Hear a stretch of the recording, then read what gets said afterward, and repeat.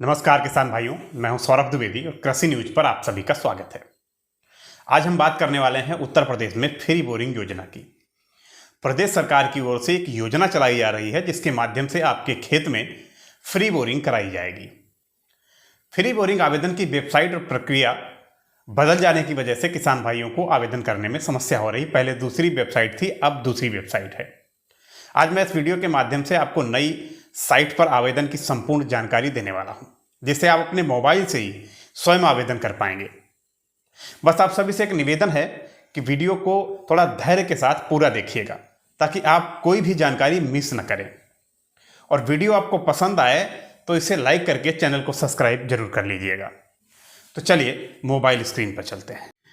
आप अपनी mobile screen में देखेंगे जो क्रोम ब्राउज़र है, इसको आपको सबसे पहले ओपन करना है।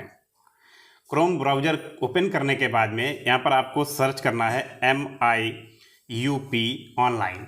इसको आप जैसे ही क्लिक करेंगे तो आपके सामने ये जो पहली ही वेबसाइट खुल रही है, आपको इसी पर क्लिक कर देना है।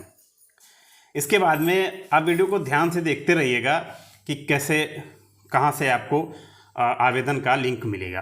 तो देखिए, आपको ये 3 लाइन दिख रही होंगी, उस पर आपको क्लिक करना है। जैसे ही आप उस पर क्लिक करेंगे आपको कुछ यहाँ पर ऑप्शन दिख जाएंगे। ये होम है, आवेदन करें, और आवेदन लॉगिन है, और अधिकारी लॉगिन है। तो आप आवेदन करें पर आपको सबसे पहले क्लिक करना है। तो जैसे ही आप आवेदन करें पर क्लिक करेंगे, आपको फिर से आवेदन करें का ऑप्शन मिल जाएगा। आप जैसे ही इस पर क्लिक करेंगे, ये एक छोटा सा फॉर्म खुल जाएगा। यहाँ से आपका अकाउंट क्रिएट होगा।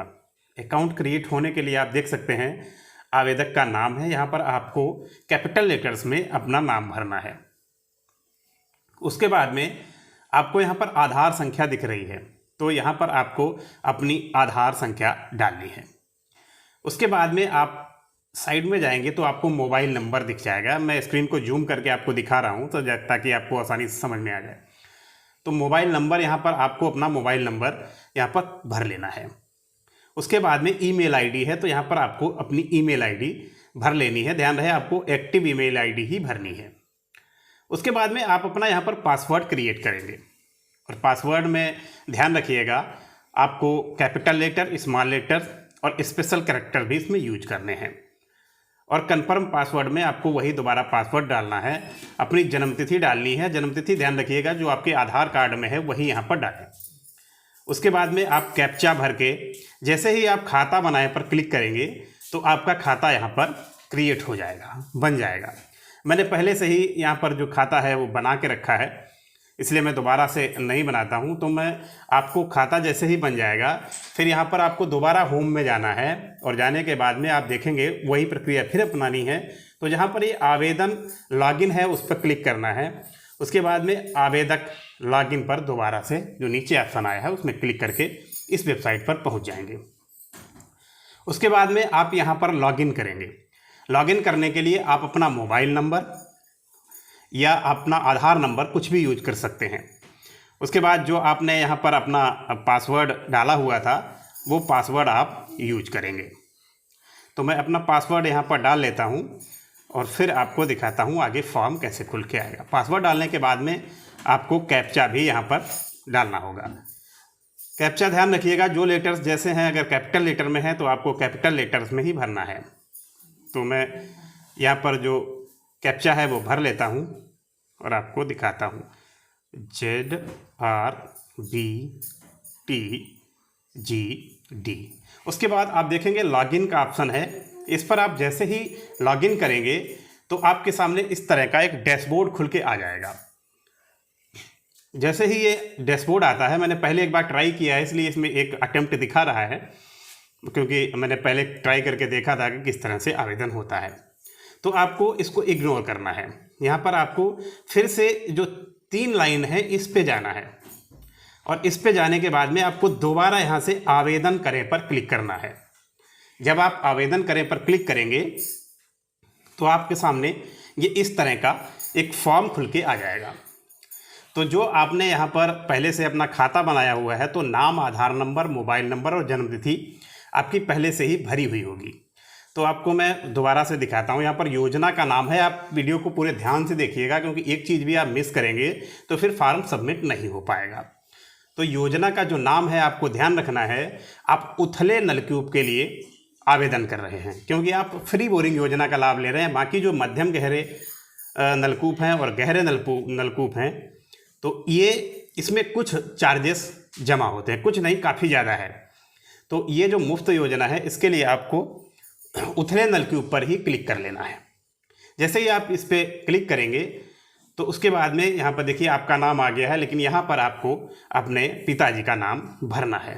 मैं अभी आवेदन नहीं कर रहा हूँ, इसलिए नहीं भर रहा हूँ। आपको अपने हिसाब से अपने पिताजी का नाम यहाँ पर भर लेना है। जिसका भी आप आवेदन कर रहे हैं उसके पिता या पति का नाम भरना है। उसके बाद यहाँ पर आपको जाति सिलेक्ट करनी है। ध्यान रहे, जाति में यहाँ पर वर्ग सिलेक्ट करना है, सामान्य, अन्य वो आप जानते हैं, सभी को लगभग पता है।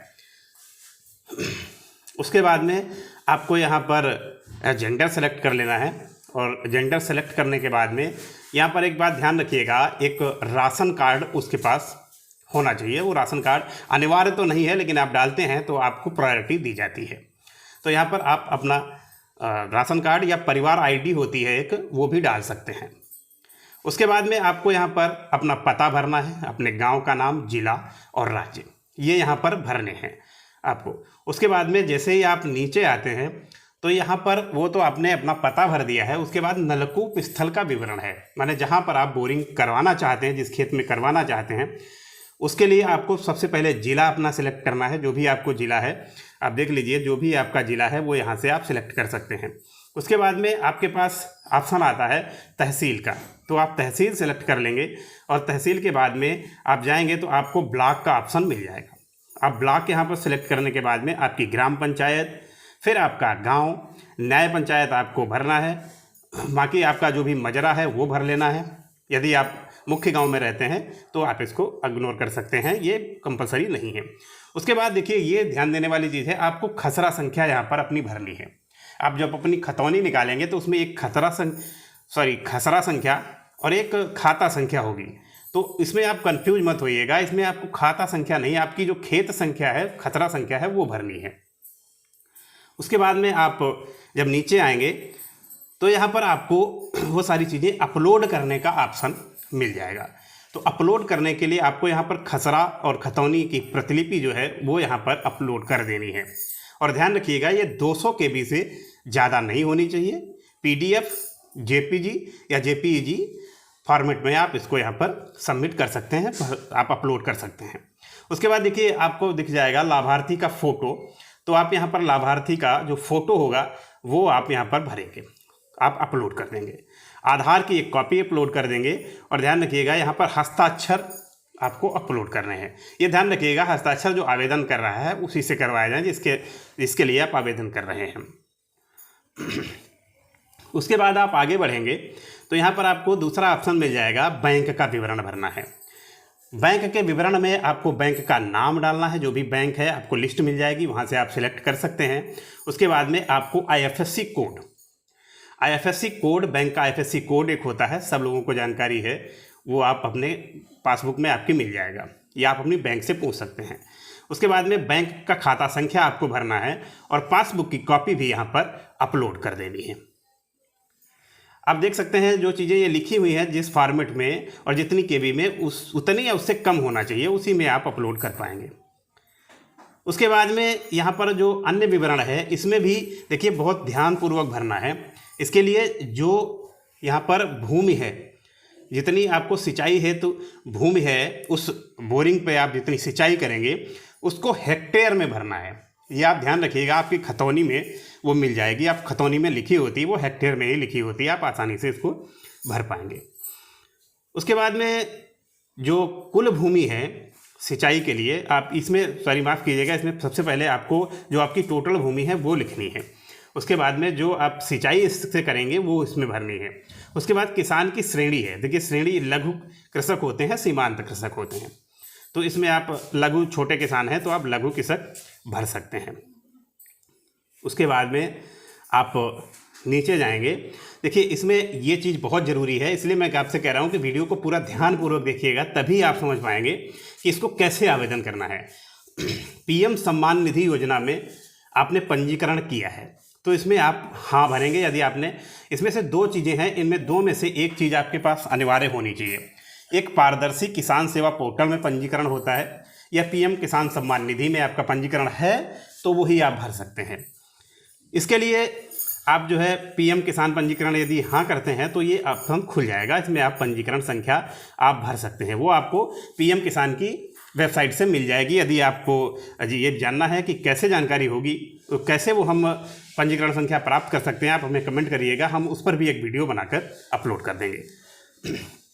अगर आप पीएम किसान योजना में लाभार्थी नहीं हैं तो आप पारदर्शी किसान सेवा पोर्टल में जाके अपना पंजीकरण कर सकते हैं, और पंजीकरण करने के बाद वहाँ पर जो आपको पंजीकरण संख्या मिलती है वो आप इसमें भर सकते हैं। दोनों में से कोई एक भर देंगे तो आपके लिए मान्य हो जाएगी।